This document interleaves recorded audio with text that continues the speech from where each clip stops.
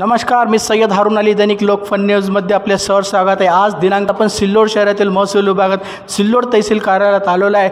आपल्या सोबत आहे सिल्लोड तालुक्याचे नववर्चित सन्मान्य कर्तव्यदक्ष तहसीलदार साहेब श्री सतीश सोनी साहेब यांच्याकडून जाणून घेऊया अवैध वाळूचा उपसा साहेबांना मोठ्या प्रमाणात रात्रभर जगून कशा पद्धतीनं सापळा रचून आणि महसूल अधिकारी कोण कोण होते, किती तारखेला 4 हायवा आणि 4 ट्रॅक्टर साहेबांनी जप्त केलेला आहे। सर नमस्कार, दैनिक लोकफन न्यूजमध्ये आपले सर स्वागत आहे। सर नमस्कार, welcome sir, most welcome sir दैनिक लोकफन न्यूज।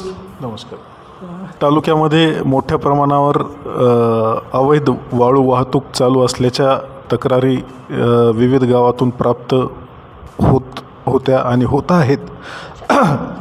त्या अनुषंगानं आम्ही आमच्या तहसील कार्यालयाच्या पथकामार्फत SDO साहेबाच्या मार्गदर्शनाखाली दिनांक 18 जुलै रोजी 4 वाहनावर कारवाई केली आणि 22 जुलै रोजी 3 वाहनांवर कारवाई केली आहे। यांच्याकडून आता शासन नियमाप्रमाणे दंड वसुलीची कारवाई सुरू आहे। यापुढे सुद्धा या कारवाईमध्ये सातत्य राहणार आहे। या चॅनलच्या माध्यमातून माझं गौण खनिज वाहतूक करणाऱ्या व्यावसायिकांना आवाहन आहे की तुम्ही परवानगी असेल तरच वाहतूक करावी, अन्यथा तुमच्या विरुद्ध फौजदारी कारवाई आणि दंडात्मक कारवाई करण्यात येईल। रात्रीच्या वेळेस किती माणसं होते सर महसूल विभागाचे आणि तुम्ही पोलीस बंदोबस्त घेतला होता कसं?